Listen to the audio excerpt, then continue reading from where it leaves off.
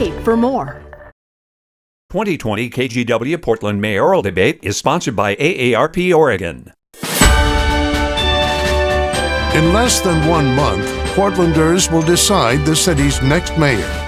The choices: Mayor Ted Wheeler and challenger Sarah Iannarone. Many will start voting next week as ballots begin to arrive. The candidates earned their spot on the ballot during the May primary. But just days later, the death of George Floyd changed the course of the country and this election. Calls for racial justice and the handling of night after night of protests have come to define the race. But that's not the only problem that looms large for Portland's next mayor. Chronic homelessness, pandemic recovery, and bringing back downtown Portland, all items on the next mayor's agenda. Tonight, a chance to hear directly from Wheeler and Iannarone about why they deserve to lead the city into the future. From KGW News and the Oregonian, this is the Portland Mayoral Debate. Hello and welcome to the Portland Mayoral Debate from KGW News and the Oregonian. I'm Laural Porter. Like so many things this year, tonight's debate is going to look a little different from debates our two news organizations have hosted together for nearly 20 years. As you can see, the studio is nearly empty. In the interest of safety, our candidates tonight are appearing remotely from locations they chose. Mayor Ted Wheeler is joining us from the Portland Firefighters Union Hall in Southeast Portland. And challenger Sarah Iannarone is joining us from the office of a supporter, also in Southeast Portland. Thank you both for joining us under these unusual circumstances. The only other person with me in the studio, socially distanced, of course, is Oregonian City Hall reporter Everton Bailey Jr. Everton will be my partner in moderating tonight's debate. Before we start, a quick note about our format. Both candidates will answer questions from Everton and myself, as well as a few questions via video submitted by KGW viewers and readers of the Oregonian. For questions from the moderators, the candidate receiving the question will get 60 seconds to answer. The other candidate will get 45 seconds for a rebuttal. So with that, we'll get to the first question from Everton Bailey Jr. Everton? Thank you, Laural. Mayor Wheeler, Ms. Iannarone, thank you very much for joining us tonight. We'll start by getting a sense of your vision for the city. Over the past year, Portland has had to navigate coronavirus, protests for racial justice and police reform, a recession, housing instability, increases in gun violence, and more. To start, we'll ask, what is your vision for the future of Portland in 2021? Mayor Wheeler, as the winner of the coin flip, we'll start with you. And for this question, we'll give you both 60 seconds to answer. Mayor? Thank you very much for the question, Everton, and I want to thank KGW and the Oregonian for hosting this debate tonight. I want to thank the Portland firefighters for their endorsement and IAFF Local 43 for hosting me here tonight. So the vision for 2021 is clear. The first thing we need to do is end the nightly violence. The second thing we need to do is begin the work of cleaning up the city. That means pick up the litter, abate the graffiti, and we're already working on an aggressive strategy to do that. We need compassionate responses to reduce the number of people that are camping outside on our sidewalks and in our public right-of-ways. And last but not least, and maybe just as importantly, we need to work with local business owners, large and small, and help them reopen so that people come back to the community, that people see that we're open, see that we're vibrant, see that we're creative and innovative, and that Portland can lead again. I believe we have every opportunity in 2021 to do these things. Thank you very much, Mayor. Ms. Iannarone, 60 seconds. What's your vision for Portland as we head into 2021? I'm really optimistic about the future. What we have here is in the face of very serious challenges. The challenge of dealing with police reform, the looming eviction crisis on the other side of the COVID eviction and moratorium, and even thinking about how we rebuild our small business community better after COVID, we have great opportunities to invest in what we know best. We can come together as a community, harness our resources, empower our people, and make sure that Portland is on the right track. It's been off track for too long. And in fact, many people felt like we were off track prior to these current crises. So as I take office, I'll be focused on making sure that we're having a just, sustainable recovery from COVID, that we're focusing on the police reform that's so sorely needed, and making sure that every Portlander has a home that they can afford. These need to be our priorities right now, and I believe I'm the right person to help us achieve them. Thank you very much, Ms. Iannarone. Laural? We'll ask a few questions about leadership next. Ms. Iannarone, you are unafraid, both in person and on social media, to bluntly call out your opponents, even using profanity against Mayor Wheeler on Twitter. But enacting change in this city requires forming broad coalitions and bringing at least 2 of your fellow commissioners on board with you. How do you convince voters you'd be able to do that as mayor? The campaign that I'm running is a grassroots powerhouse. We are on track to set city elections history for the most number of donors ever in a local election. What this means is that I'm not relying on the power of a few influential people to get things done. I have the power of a wide range of people to help me get things done. A political powerhouse, if you will, focused on progressive change, making sure that what we can do is not only recover in downtown, but work all the way through East Portland to St. John's with our small business districts, focus with our community organizations, as I've done on housing solutions, homelessness solutions, make sure we're bringing in the young people in discussions around climate change and police reform, and tapping into the resources in communities all over the city to meet our most pressing challenges. As someone embedded in community, the only person in this race who's actually run a small business in Portland, I believe I'm well poised to work on these things. Thank you. Mayor Wheeler, you have 45 seconds for a rebuttal. This is all about coalition building, and it's about bridging divide. It's about bringing people together to solve complex problems. I've proven that I can do that. I've done that around the Healthy Communities Coalition in the Broadway corridor, where we brought labor and business and community groups together to sign a development agreement. We did it around COVID, where we brought a broad coalition together to support households in our community, as well as rent support for people who needed it.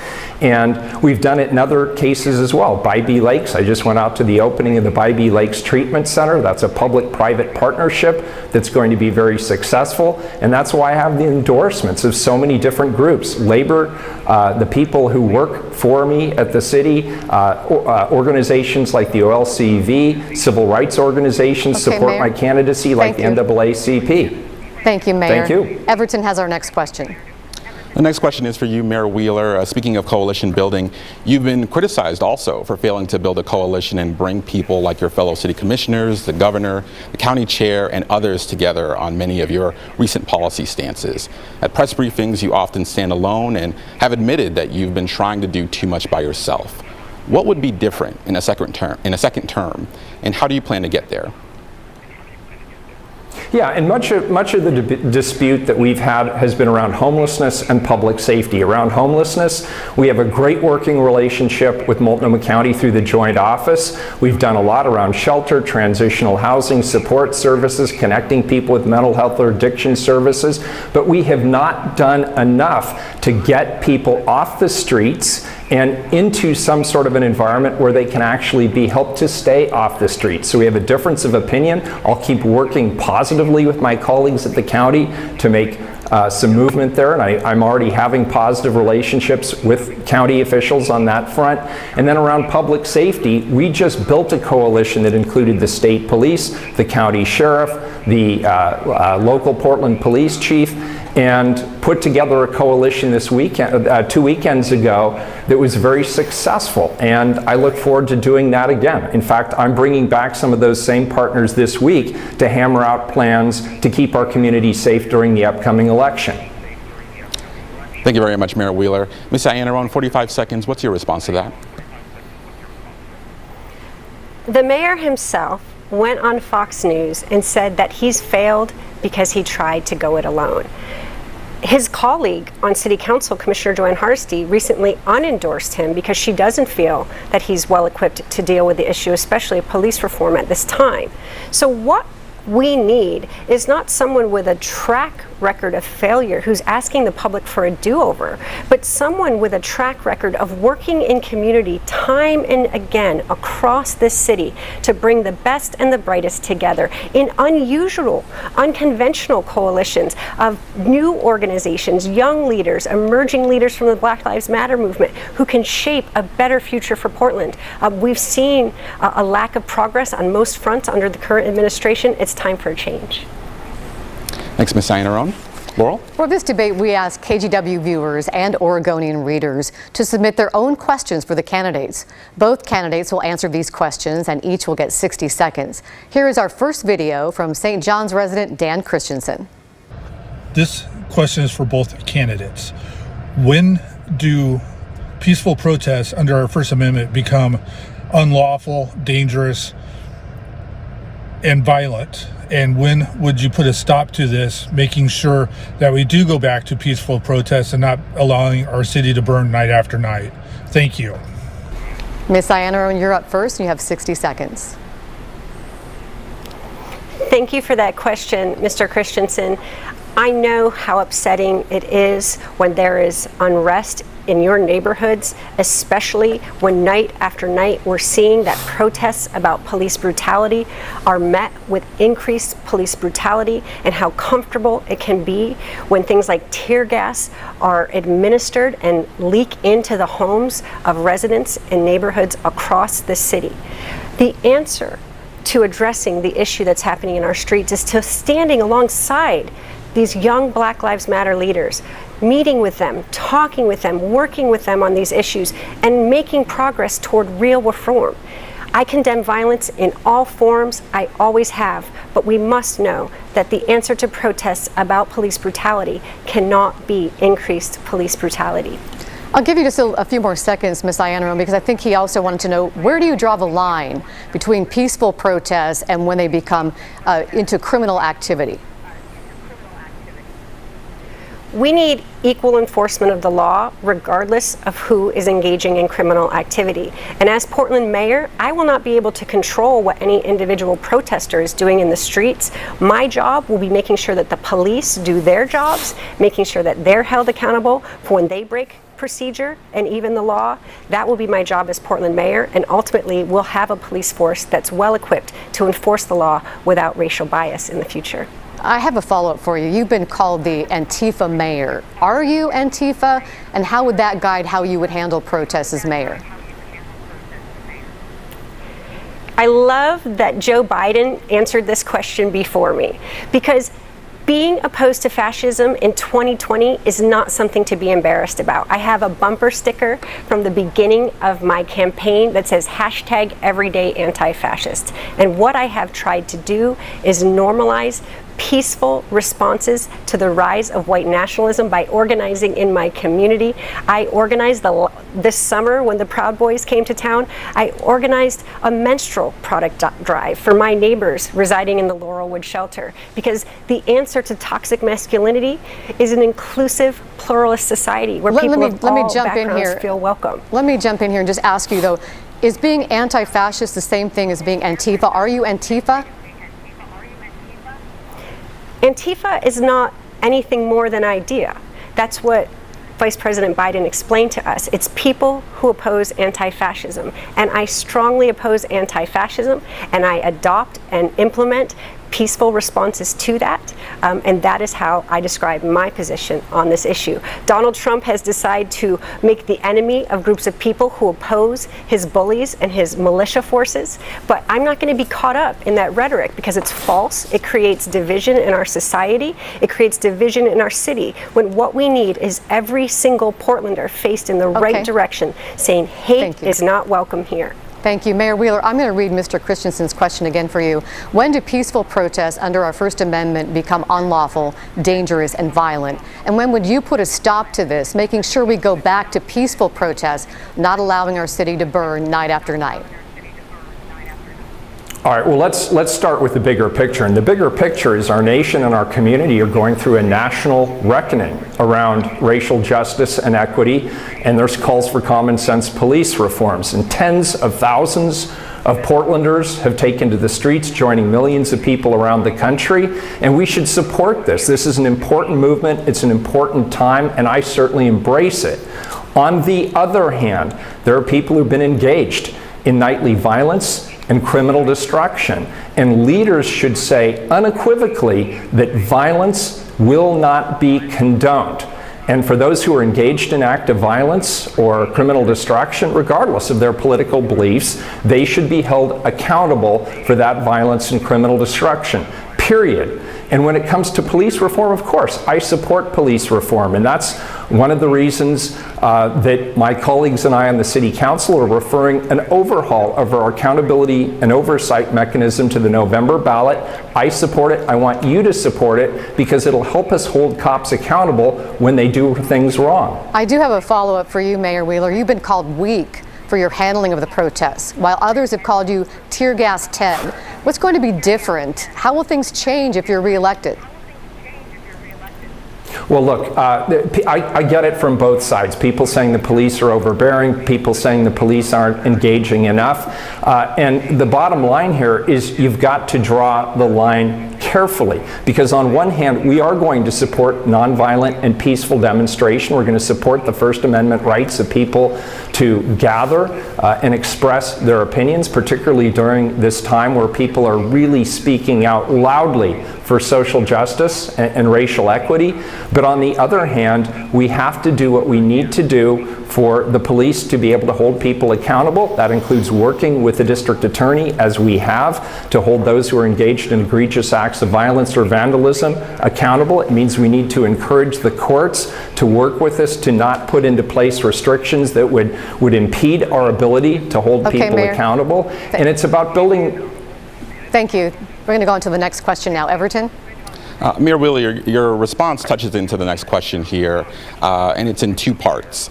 After months of clashes between police and protesters, how do you plan to rebuild the trust of community members who've lost faith in your administration and continue to protest out of concern public safety reforms won't be transformative?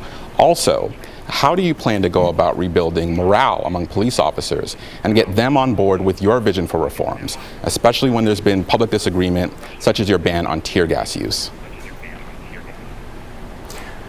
Tough question for 1 minute, but I'm going to give it my level best shot. Number one, you build trust by doing what you say you're going to do and by listening to what the community wants. And what the community is saying is they want cops who are bad actors held accountable. We're doing that by the ballot measure that we've referred to the ballot that I support, and I hope you'll vote for that alongside me in November. Number two, we're renegotiating our contract with the Portland Police Association so we can hold police officers accountable if they go astray of our rules and policies and procedures.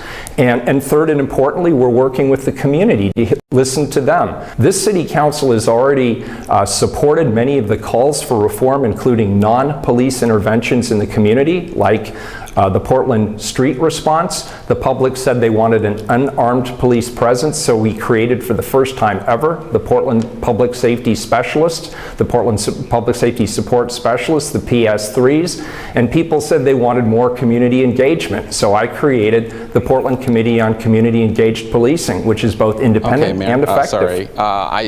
Sorry to cut you off there, but I do want to give you another 15 seconds to touch on how do you rebuild morale within the Police Bureau and get them on board with your reforms?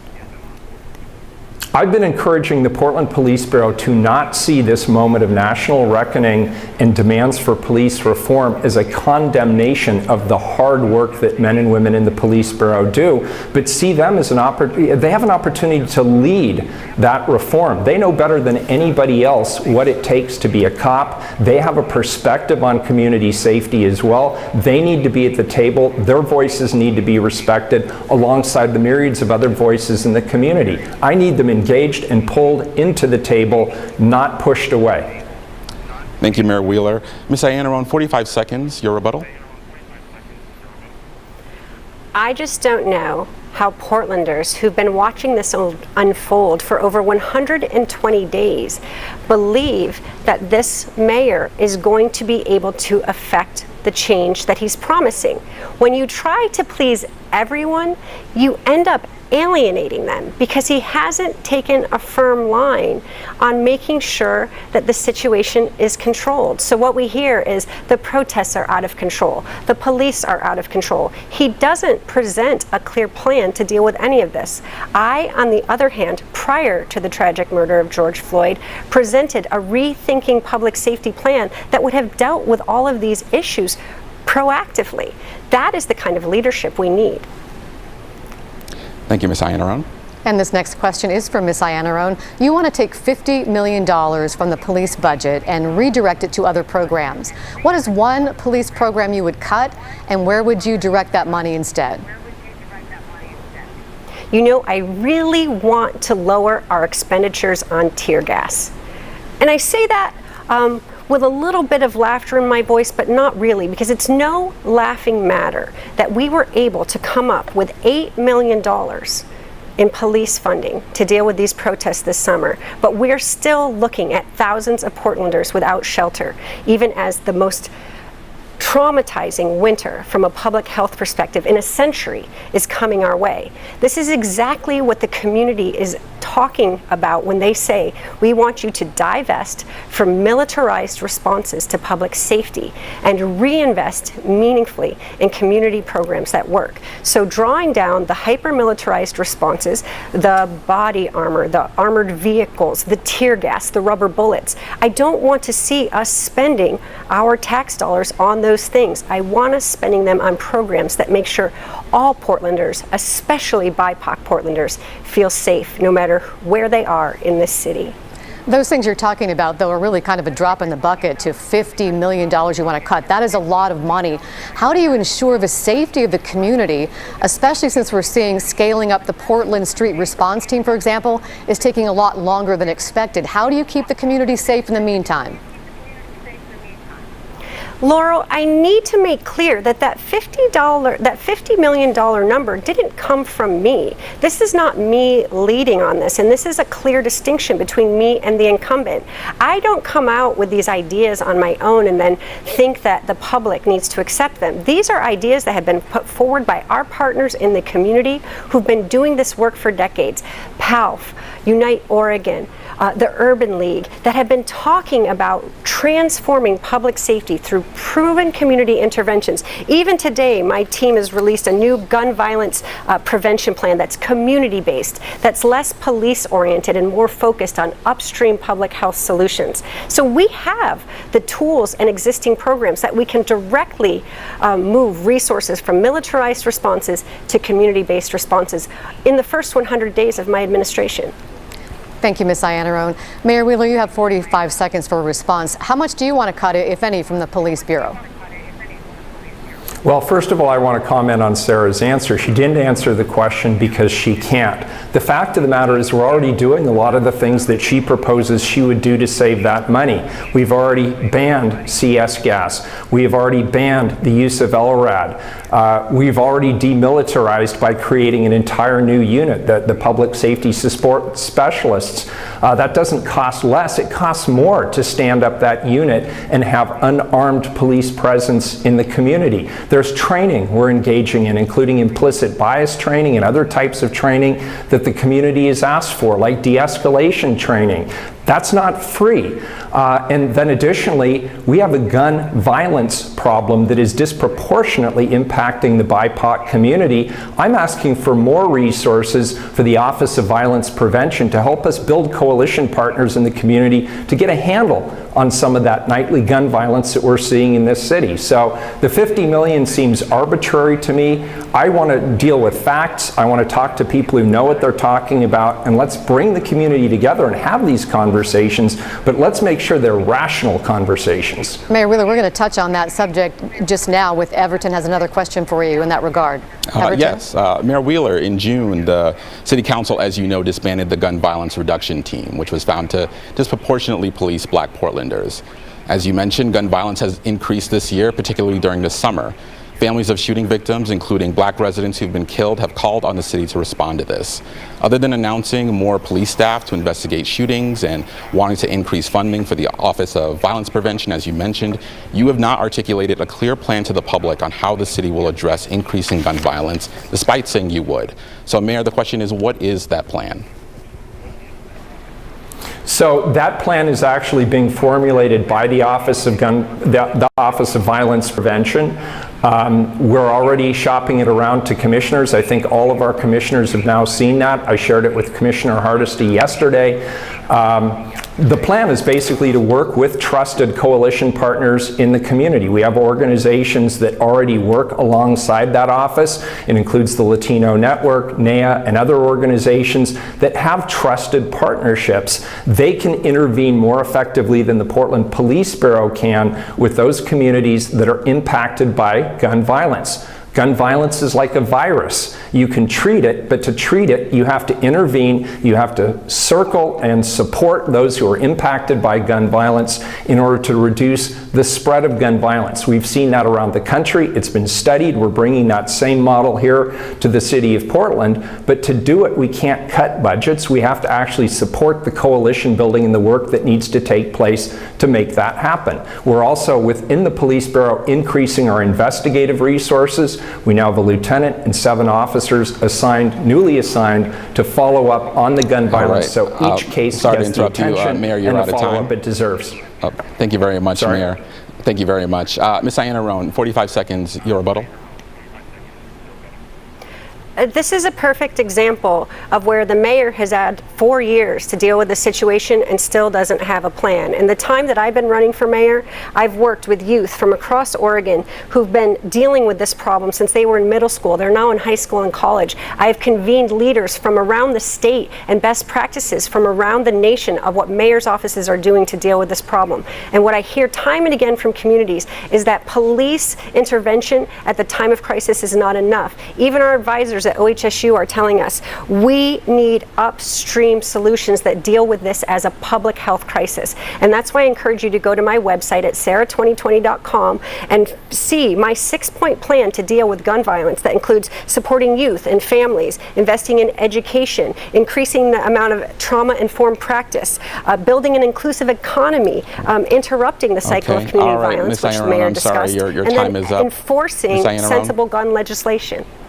Thank you, Ms. Iannarone. This next question is actually for you as well. So Portland, investing more in Portland's Black, Indigenous, and other communities of color have been stated goals for both you and your opponent. What do you believe will make the initiatives you plan to implement more effective than the incumbent? There are a few things. It's who I listen to in terms of who is respected in the community to lead on these issues and who we will convene.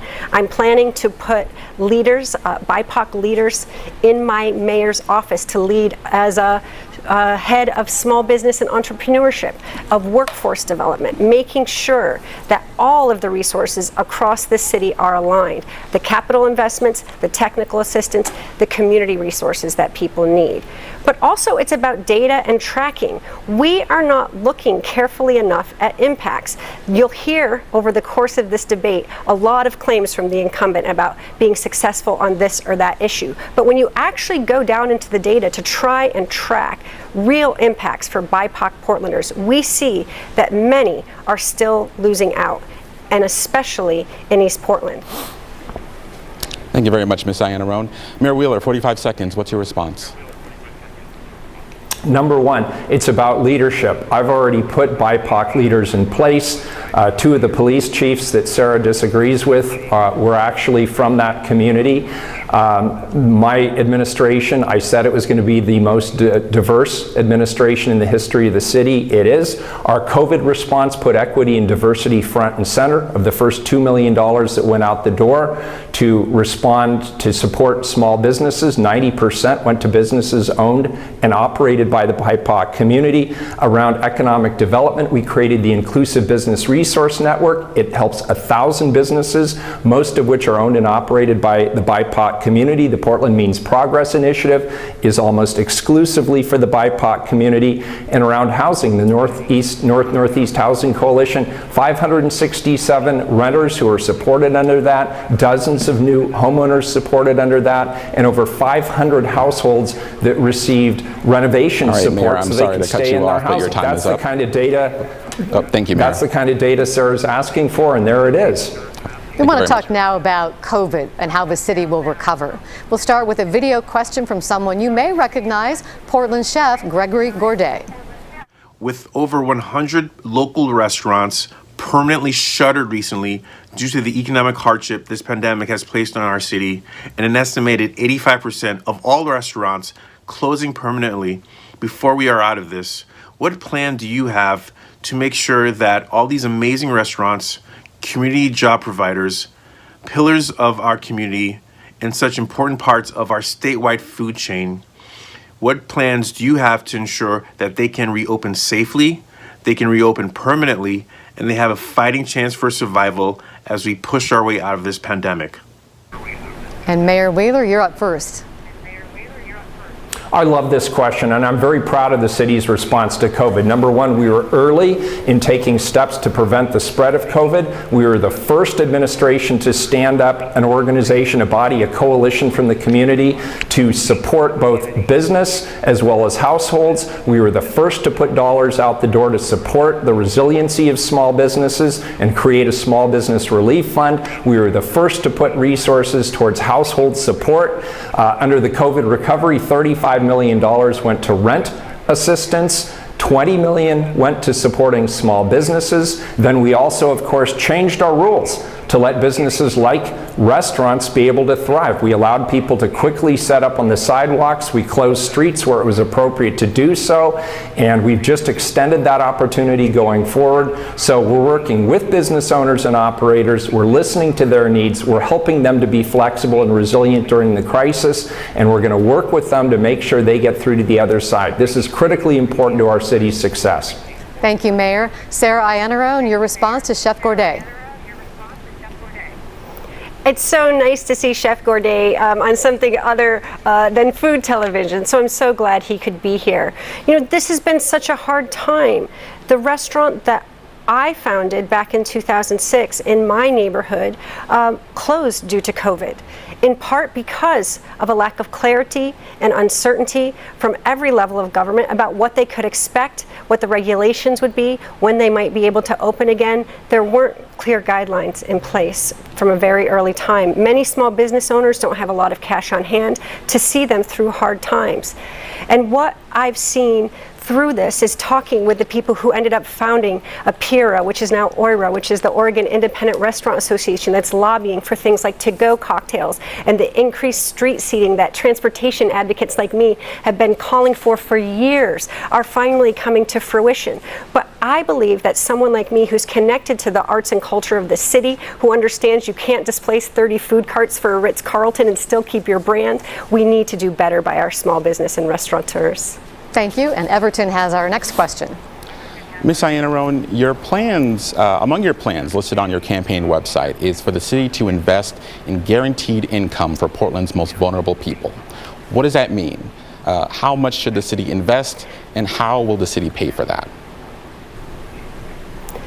This is such an amazing effort put on. I believe there are over 25 U.S. mayors now signed on to the Mayor's Coalition for a Guaranteed Basic Income. And we've been working with national leaders on that front, including Mayor Tubbs of Stockton, California, who's leading on this. He's a young innovator.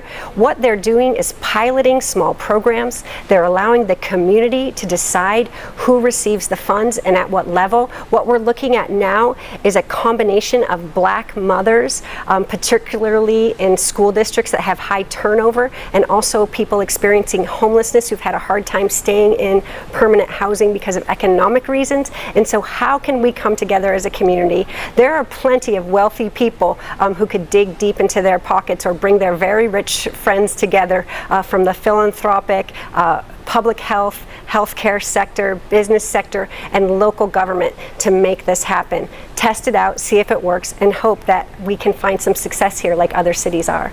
If possible, I'd like to give you a couple more seconds, Ms. Iannarone, to talk specifically about the city and specifically how much you want the city to invest and where that money comes from, and who are you talking about? Are we just talking about people experiencing homelessness or other people around the city as well? The way that other cities are implementing this now is by very small pilot programs where the community is coming together to decide what those frameworks are. Again, when we as leaders try to operate unilaterally and force policies down the throats of community, it doesn't work. We need to bring the community to the table to have this conversation about what needs to happen. I believe that our healthcare organizations, higher education can help us do the research, the philanthropic sector can help us fund it in the early days. We can also look at it as part of the COVID recovery. But what we need to look at is the cost of not doing more now to stabilize our communities, because unless we stabilize them, things like gun violence prevention, I'm sorry, Ms. Iannarone, we're never you're going to out make of time, progress. but thank you very much for answering that. Mayor Wheeler, 45 seconds, what's your response? Well, my response is it's an interesting idea, and there's a lot of discussion at the national level about a guaranteed minimum income. There's a lot of smart people backing it who believe at the national level it makes a lot of sense. I'm certainly interested in the discussion. At the local level, it's very problematic. Just from an economics perspective, if you create a guaranteed minimum income in just one jurisdiction, what do you think is going to happen? You're going to have a lot of people moving to that jurisdiction very quickly to take advantage of that. So it's really a national discussion. I'm open to it. I'm interested in it. But at the local level right now, with a $75 million budget deficit and pressing, urgent, immediate needs, that's probably not going to be my top priority. Thank you very much, Mayor. Laural? Our next question is via video from Alexa Kern of Sunnyside. As Mayor of Portland, would you support TriMet going fareless for all of its riders? And I would add to that, if so, how would you convince TriMet to do that, and how would you propose they pay for it? We'll begin with Mayor Wheeler. I absolutely support TriMet being free, particularly for low-income individuals. In fact, as somebody who was born and raised in Portland, I remember when we had the Fareless Square all throughout the downtown. No ID was required. It didn't matter who you were. You got on a bus and you could ride around town. It was good for business. It was good for people who just wanted to be downtown and enjoy downtown.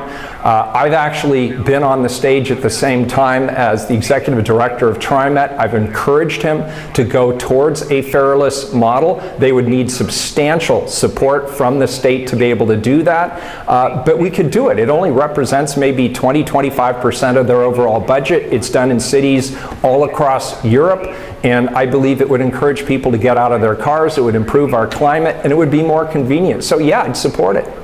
Sarah Iannarone, how about you? As someone who doesn't own a car and gets around by transit most of the time, if not by my bicycle, I'm wondering why, if the mayor's so supportive, he hasn't done it yet. In fact, he cut Youth Pass for our students outside of PPS, mostly in East Portland. And so I actually don't believe him when he says he supports fareless transit, because if he did, we would probably have it. That said, we need to look at it beyond just simply as transportation. This helps us save money in terms of climate action. It reduces emissions. It creates opportunity in our workforce and for youth and for elders, so we can look at how we can support those communities through investments. We can think about it in the cost savings in reducing congestion and how much cheaper it is to get people on transit than having them stuck in traffic. As a climate champion and someone who has ridden by TriMet by a lot to get around the city, I understand how important this is, especially for our people in East Portland. So I support it 100%, and in my Green New Deal for Portland, I actually have a plan to get us there. Thank you both. Our next topic is homelessness. Mayor Wheeler, everywhere people look in the city, it seems there are tents, people living unsheltered on the streets. What promise can you make the people of Portland right now about how many people you'll get off the street, and when can you make that happen? So I can't promise a specific number. And one of the things I want us to do, part of my critique, if you will, of the Joint Office of Homeless Services, is we don't have a plan with specific metrics. We don't know how certain investments are going to reduce the camping population that we see out on the streets by a certain amount. I think that's an obligation of the city, it's an obligation of the county, it's an obligation of the state and our partners to work together to put those metrics together. I've been asking for them. I think we need to provide them, and we should. But the way we're going to address it is, number one, there's an urgent crisis around people outside. I don't think it's humane to let people be all over the place, to have them all over the place outside in the elements. So I've called for additional shelter space. I've called for 300 beds in the near term. We've added about 170 in the last few weeks. We're looking for more. And we need to focus on connecting people with the services they need to get off and stay off the street. So that's things like mental health and substance abuse and domestic violence survivorship services. And I'm pushing hard on those fronts too with our partners at the state and the county level. Thank you, Mayor. Ms. Iannarone, your response. The question, could you repeat the question that he answered? I missed a little bit of what exactly. I was just asking him how many people he thought he could, what promise he could make the people of Portland, how many people he could get off the street and into shelter, and when. Oh, okay. This is where having a plan matters. I do not understand why the mayor, in the 4th year of his administration, does not have a plan to deal with what he sees as weaknesses in the Joint Office of Homelessness Services, if this has been something that's been a priority for him since he ran in 2016, committing to end the crisis on our streets. This is why it's so important to ask your policymakers for a roadmap to which you can hold them accountable when they come into office committing to solve problems. I have worked very closely with people experiencing homelessness, the direct service providers, policymakers, so that I understand efficient deployment of shelter capacity. I've done it in my neighborhood several times. I've fought to make sure that we're working with the neighborhoods. As a neighborhood association member, I can help us ease the transition so that we can have greater capacity across the city. Thank you, Sarah Iannarone. And Everton, you're up next. We're sticking with the topic of homelessness, Ms. Iannarone, and you touched on it a little bit, so you'll get a chance to expand on your views here. Homelessness was obviously an increasing problem in the city before the pandemic, and now there's the potential for more people being at risk than ever once the eviction moratorium expires at the end of the year. Why should voters believe your efforts as mayor won't have similar or worse results than the last 4 years? Because what I've been calling for years is what the city is finally doing in the midst of a crisis. I called for us establishing smaller, intentional camps around the city that would help us get tents off the streets, make sure that people were protected from the elements with urgency. I've worked on transforming spaces like Mount Scott Community Center back in 2017, creating a shelter for over 100 people a night during snowpocalypse, as we called it. And so that model has been there. Now we've seen finally, the mayor's office is leaning into these community-led solutions. But someone like me, who comes from the neighborhoods, who has strong community ties, not just to other policymakers or special interests, but a broad range of community actors in this space, I believe I can be more innovative, bring different groups of people together to work on solutions, make sure that all our faith-based organizations and institutional partners are mobilized and ready to help, and ultimately help us ease the path to creating more transitional housing for more Portlanders. Thanks, Ms. Iannarone. Mayor Wheeler, your response? Well, it's somewhat depressing listening to this. First, Ms. Iannarone didn't know that TriMet doesn't actually, it's not part of the city of Portland, so I can't directly make those changes. And now she seems completely unaware of the coalitions and the partnerships and the innovations that we've engaged in over 4 years. The Kenton Women's Village was a success. The expansion of R2D2 was a success. The work we did with public and private sector partners on the Navigation Center in the Pearl District has been successful. The 3 camps that are managed camps that connect people with hygiene, toilets, connections to services have been very successful. The public-private partnership that I spoke at the other day at Bybee Lakes will ultimately have a capacity of over 500 people. So we've been doing it, we've been aggressive, we've been building those coalitions, and we're being successful. We need to do a lot more of all of the above. Thank you very much, Mayor. Thank you. And now to climate change. Mayor Wheeler, last month, Oregon dealt with either raging wildfires or problems with terrible, thick smoke. While climate change isn't solely responsible for the fires, there's no doubt it's made fire conditions worse in the West. What is one step you plan to take as mayor to combat climate change? The most important step going forward, without any question, is energy efficiency and retrofits. 20 years from now, about 80% of the buildings we currently have in our community are still going to be here and they're still going to be used. And buildings are one of the major sources of greenhouse gases, both locally and globally. And so a lot of our efforts need to focus around energy retrofits for those buildings. But there's more we need to do. As the first mayor to commit our city to 100% renewable energy environment, there's work that we need to do with our coalition partners there. We need to expand ordinances that we've already passed. The single-use plastic ordinance is fantastic in terms of keeping plastic out of our waterways. The work we did on the clean energy construction standard to reduce diesel particulates is good for the city, but now we need to expand that opportunity as well.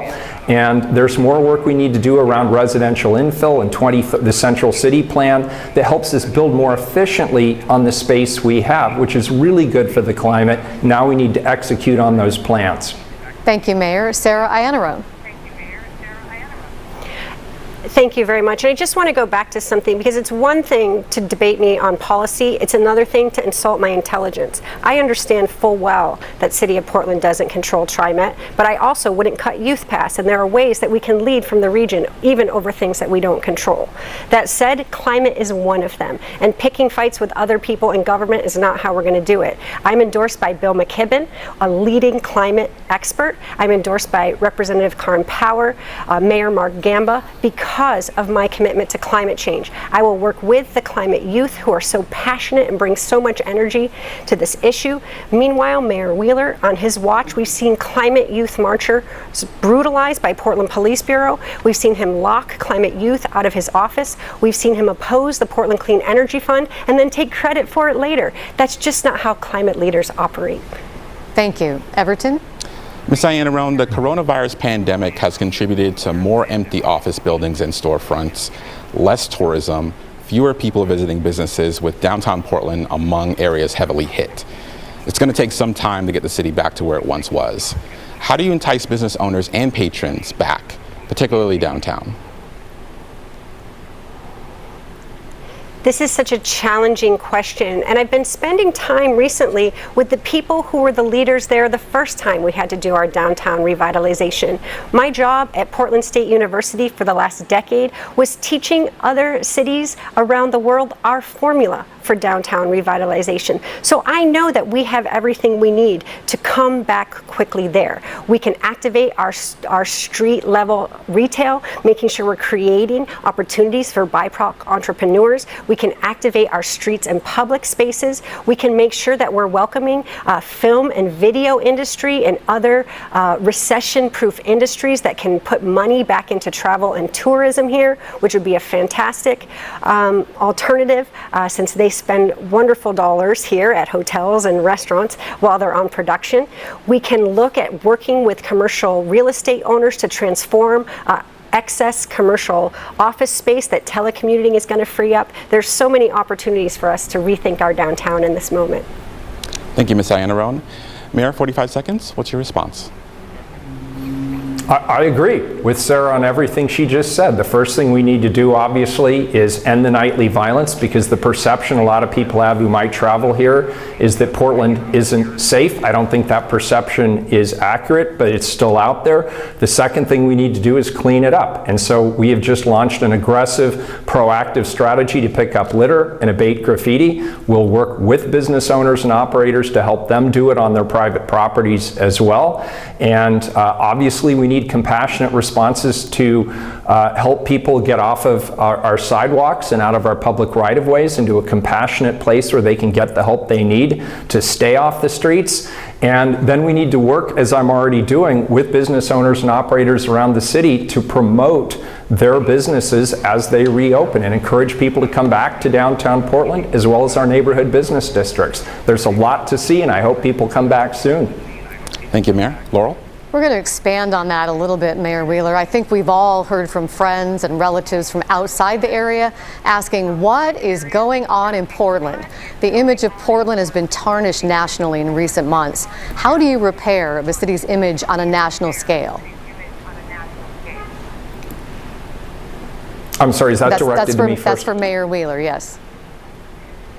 Yeah, well, just as I just said, we end the violence. That's the first thing we absolutely positively need to do. Clean it up, and then work with our business owners and operators to take down the boards, abate any graffiti that's there, and help them reopen safely under the restrictions that are still there with COVID, and then publicize it. And I'm working with business leaders right now to talk about a strategy similar to what we did after the demonstrations a year ago, August, where we created incentives for people to come downtown. There were discounts that were offered. The city offered free parking. We publicized all the good things that were going on in downtown, and that certainly made an important and positive difference. The other thing that I'm doing is I'm working with business leaders who are very pro-business to help them get out the word to their networks and to the business press and to others around the country to let them know that Portland's thriving, that we still have a creative, innovative culture here, that people are still expanding their businesses here, they still want to be here,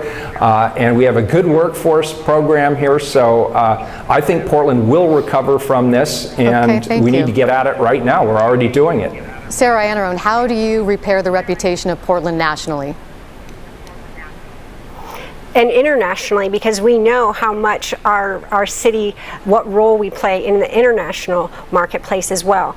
When the mayor keeps saying he wants to end the nightly violence, I believe that's admirable. I do not believe that he has a plan to do it. And so if that's what we have as a baseline, whatever he's proposing is not going to work from there. I do believe, however, that there is a pathway to healing on that front where we can make progress and start to work towards solutions and rethinking public safety.